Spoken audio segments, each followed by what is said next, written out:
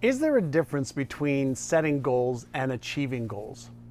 Why is it that so many people set goals? They have dreams, they have aspirations, hopes, and yet they don't achieve the goals, dreams, hopes, aspirations that they have. Is it possible that there's a disconnect between the intention, desiring, goal wanting or goal setting part of your brain and the goal achieving part of your brain? Do you think maybe the latest in neuroscience research and understanding which part of our brain is responsible for setting a goal and getting charged up and emotionally connected to that goal fires up, and then what happens along the way? And let me share with you some things that I've discovered that I think will help you become a goal achiever instead of a goal setter. In all the research that I've done, on the brain and peak performance, high performers, people who achieve their goals, and people who have goals, there's a couple of things that I think you need to know. Number one, setting goals is great. And you're using, what I call is the Einstein part of your brain, right? The part of your brain where you can imagine, and Einstein said imagination is more important than knowledge. Maybe at first, and skill. But you also use a part of your brain called the deductive reasoning part of your brain where you say, well, I don't want that, I want that. I don't like this, I like that. And therefore, here's really what I want to do, be, have, achieve, etc. And so we have the imagination, we have the deductive reasoning part of the brain. And if you thought of your brain as a organism instead of an organ, it's an organism that is consistently, growing, developing, creating new distinctions, new awarenesses, new neural connections, new patterns, reinforcing old patterns. But if you thought of your brain as a series of members of your orchestra or your band, and there's one member of your band or orchestra that can choose what song to play, but there's another member of your band that decides whether to play it or not, or whether it's not perfect, or whether you should go fast or slow. But if you started to think about one part of your brain chooses the goal, but you have to engage the other members of the orchestra or the band to help play and make harmony and coherence. So if you choose your goal, that's great. Get clear, get precise, so your brain knows exactly what to focus on. But the other part that you really want to activate, I'm going to give you two more parts, specific ones. The first part is the emotional part of your brain, the limbic part of your brain. So what happens is we set a goal, we get motivated, to achieve it because it's exciting, it's fun. We can foresee what it would be like to achieve the goal, how people will think of us, how we will feel about it, what it means to our lifestyle, our family, our friends, our charities, etc. But if we don't know how to override any of the obstacles that will get in the way, we're not going to achieve our goals. So let me explain a little bit deeper what I mean by that. In most cases, setting of the intention or the goal is happening in the left prefrontal cortex and imagination center, as I mentioned. But whenever we have a fear, for example, of failing, or a fear of disappointing ourselves, or a fear of being embarrassed, ashamed, ridiculed, or judged in case we don't achieve the goal, then the emotional center of our brain, the limbic system, deactivates motivational centers and deactivates the desire to take inspired action. So we procrastinate and we self-sabotage. So if one part of the band or orchestra wants to go this way, but another part of the band is trying to protect ourselves from any of the disempowering emotions or outcomes that may happen, we may fail, we may lose money, we may get in trouble of some kind, then we're going to have one part of the band wanting to go this way, but another part of the band wants to stay where it's comfortable and safe, in our comfort zone. So how do we create the coherence between the desiring goal setting part of the brain and this emotional center that's holding us back or moving us forward, the emotional centers, right? And there's one more piece after that, so stay tuned. So the first thing to know is that in addition to setting a goal, I want you to do this little thing.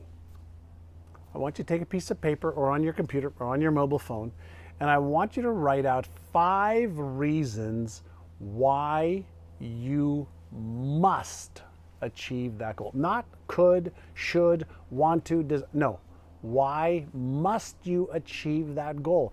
And I want you to come up with the biggest musts that you can. So it's not enough to say because it'll feel great, because my children will be happy. Why is that so important for you? Let me explain. In our brain, we're always balancing out whether to move forward or to retreat into safety. And so the reason we don't take action and we procrastinate and sabotage in a lot of cases is because our brain has processed that taking action is riskier than remaining the same. And here is something that your brain's always doing. It is analyzing, okay, your stories, reasons, excuses, and potential uncomfortable feelings or outcomes against the behavior that needs to be taken. And so it's easier for us to remain the same than it is for us to overcome our fears.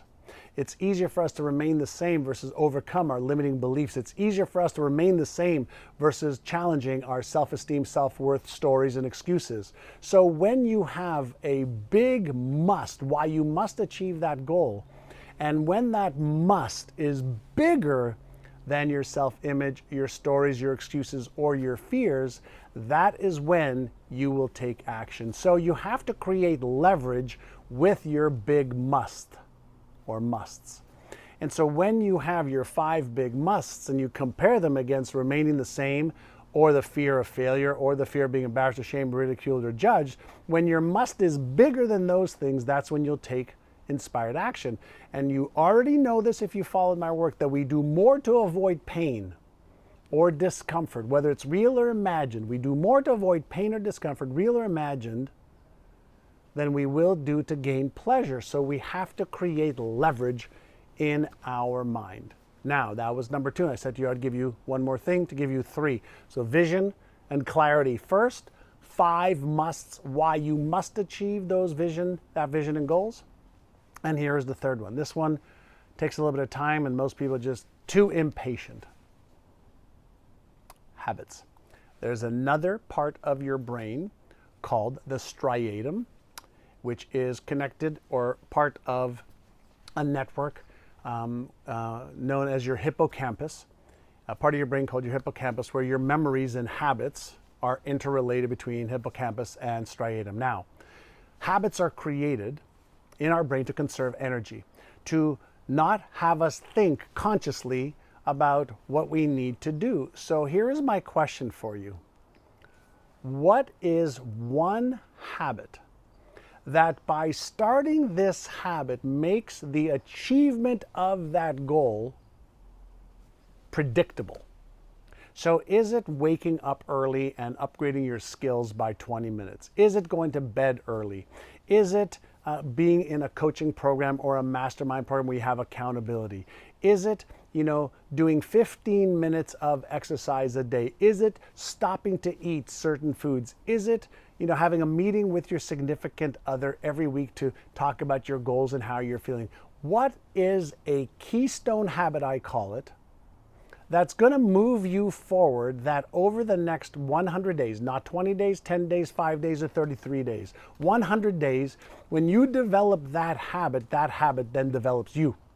Meaning a positive, constructive, empowering habit that you focus on for a short period of time every day that moves you towards that goal. There are behaviors that when you apply them every single day like a ritual, a habit, they are the building blocks to achieve any goal. And since we know that every single goal that you want to achieve in health, wealth, relationships, career, business, finances, fun, experiences, charities, All the how-to exists, but you have to have the habits to not just create a pattern that is short-term, but a pattern that is long-term. Now, initially, you have to use conscious effort, energy, and attention to create a habit.